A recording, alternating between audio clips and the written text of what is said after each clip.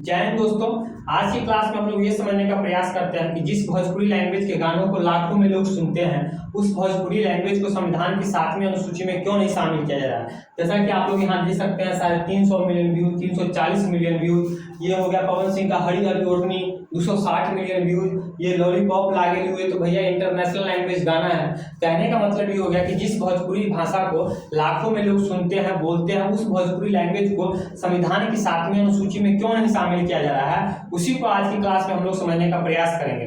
लेकिन ये समझने से पहले हम लोग समझते हैं कि भैया ये अनुसूची क्या होता है, ये शेड्यूल क्या होता है। देखिए, जैसा कि आप सभी लोग कोई ना कोई बुक पढ़ते होंगे, उस बुक में जो है बहुत सारे विषय होंगे, जिस विषय को जो अलग अलग भागों में लिखा गया होगा। उसी प्रकार हमारा संविधान है, संविधान में जो है बहुत सारे विषय हैं जिसको अलग अलग विषय अलग अलग भागों में लिखा गया है। वर्तमान में हमारे संविधान में कुल 22 भाग है, जिसमें अलग अलग विषय हैं। अब कुछ अलग से विषय थे जिसको जो अनुसूची में लिख दिया गया, जैसे कि पहला अनुसूची है। पहले अनुसूची में आपको भारत में कितने राज्य हैं, उसका नाम क्या है, उसका सीमा क्षेत्र कहां से कहां तक है, उसके बारे में चर्चा जो हमारे संविधान की पहली अनुसूची में किया गया। उसी प्रकार जो हमारा संविधान का 7वां अनुसूची है, उस 7वें अनुसूची में भारत में कितनी भाषाएं आधिकारिक भाषा है जिसको संविधान मानता है, संविधान उसको संरक्षण देता है, उसके बारे में चर्चा जो है संविधान की 7वीं अनुसूची में किया गया। तो उसी 7वीं अनुसूची में जो है भोजपुरी को क्यों नहीं शामिल किया जा रहा है, उसी को जो आज की क्लास में हम लोग समझने का प्रयास करेंगे।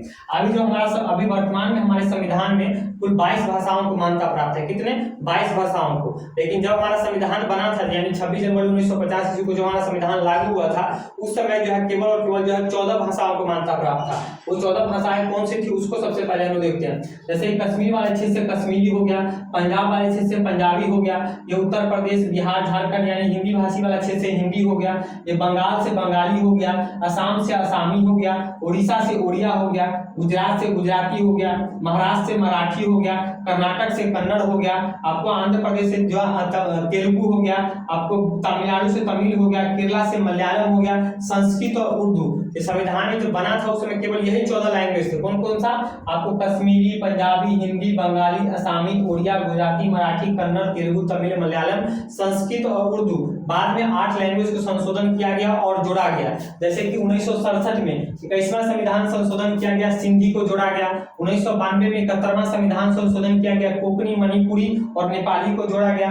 2003 में जो है 92वें संविधान संशोधन किया गया, 4 लैंग्वेज को जोड़ा गया, बोडो, डोगरी, मैथिली और संथाली। तो 14 भैया इधर और 8 इधर, तो 14 + 8 कितने होंगे? तो 22 हो गए। यानी संविधान में वर्तमान में कितनी भाषाओं को मान्यता प्राप्त है? तो 22 भाषाओं को मान्यता प्राप्त है। अब किसी भी लैंग्वेज को संविधान में कैसे मान्यता प्राप्त दिया जाता है, इसको लेकर जो हमारे संविधान में कोई चर्चा नहीं किया गया। अब यही मानदंड तय करने के लिए भैया किसी लैंग्वेज को संविधान में कैसे दर्ज किया जाए, किस आधार पर दर्ज किया जाए, इसके लिए जो 1996 में पाहवा समिति का गठन किया गया था। 2003 में जो है सीताकांत मोहपात्रा समिति का गठन किया गया था, लेकिन दोनों समिति का जो है कोई रिजल्ट नहीं निकला। लेकिन अमूमन यही माना जाता है कि किसी भी लैंग्वेज को संविधान में तब शामिल किया जाता है जब उस लैंग्वेज को अपना लिपि और अपना व्याकरण होना चाहिए। जैसे हिंदी का अपना लिपि और अपना व्याकरण है। जैसे हिंदी का व्याकरण हो गया अ, आ, इ, ई। लेकिन वहीं अगर हम भोजपुरी की बात करें तो भोजपुरी का ना तो अपना लिपि है ना तो व्याकरण है। भोजपुरी का अपने व्याकरण कभी देखा है? भोजपुरी को भी जो हिंदी के व्याकरण से लिखा जाता है। अगर भोजपुरी लिख रहे हैं तो भोजपुरी आप कैसे लिखते हैं? भ की मात्रा ऊपर से करके, तो ये भी हिंदी है। हिंदी तो एक आधार ये भी माना जाता है कि भोजपुरी को जो है आपको संविधान में शामिल नहीं किया जाता, क्योंकि भोजपुरी का ना तो अपना लिपि है ना तो अपना व्याकरण है।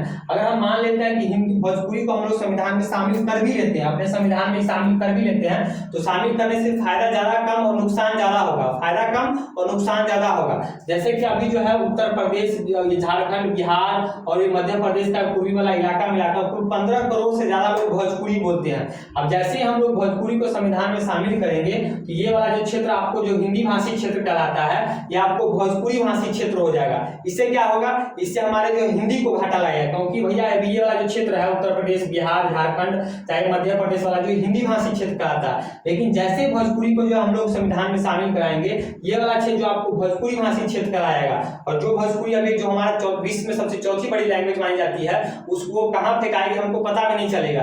इसी तरह अगर मान के चलिए भोजपुरी को हम लोग संविधान में शामिल कर लेते हैं तो धीरे धीरे भारत की और भी जैसे क्षेत्रीय लैंग्वेज हो गई, जैसे अवधी हो गया, मगही हो गया, अंगिका हो गया, बुंदेलखंडी हो गया, इसको भी जो है संविधान में शामिल करने के लिए मांग उठने लगेगा, आंदोलन होने लगेगा। तो इससे क्या होगा? हमारे हिंदी का जो है वैल्यू कम होगा, हिंदी का जो है आपको बोलने वाले लोगों की संख्या जो है कम हो जाएगी। जाएंगे। और यहाँ तक छोड़िए, धीरे धीरे हो सकता है मान के चलिए भोजपुरी को हम लोग संविधान में शामिल कर लें, तो हो सकता है आगे चलकर जो भोजपुरी जो क्षेत्र है, जैसे कि आपको यूपी का पूर्वी यूपी हो गया, पश्चिमी बिहार हो गया, इसको मिलाकर जो है एक अलग राज्य की मांग होने लगे, भोजपुर राज्य की मांग होने लगे। जैसे कि मैथिली को शामिल किया गया संविधान में, पहले मैथिली तो शामिल नहीं था, लेकिन जब मैथिली को शामिल किया गया तो अभी जो है आपको बिहार में, उत्तर बिहार में जो है मिथिलांचल राज्य की मांग हो रही है, मैथिली से मिथिलांचल राज्य की मांग हो रही है। तो इसी प्रकार हम लोग जो है क्षेत्रीय लैंग्वेज को बढ़ावा देंगे तो हमारे हिंदी का जो है वैल्यू कम होने लगेगा। तो कोई भी जो लैंग्वेज होता है वो एक लैंग्वेज होता है जो है अपने भारत को जो है एक सूत्र में बांधने का काम करता है, और उसी सूत्र को जो हम लोग चाहते हैं। जैसे कि मान के चलिए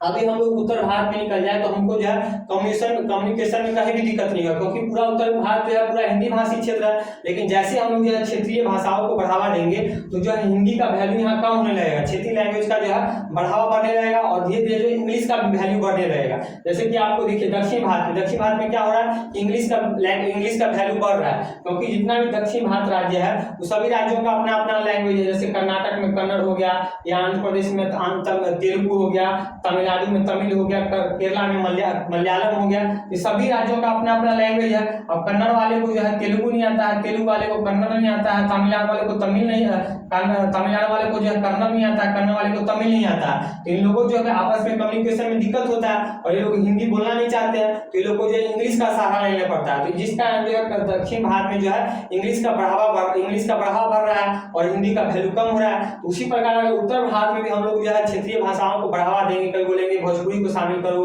कई बोलेंगे मगही को शामिल करो, कई बोलेंगे बुंदेलखंडी को शामिल करो, तो उससे हमारे हिंदी को ही घाटा होगा और इंग्लिश का जो है वैल्यू बढ़ेगा। तो आई होप आप लोग आज की क्लास में जो है समझ गए होंगे कि भैया भोजपुरी को जो है संविधान की 7वीं अनुसूची में क्यों नहीं शामिल किया जा रहा है। तो आज के लिए इतना ही, मिलते हैं किसी नेक्स्ट वीडियो में नए टॉपिक के साथ, तब तक के लिए जय हिंद।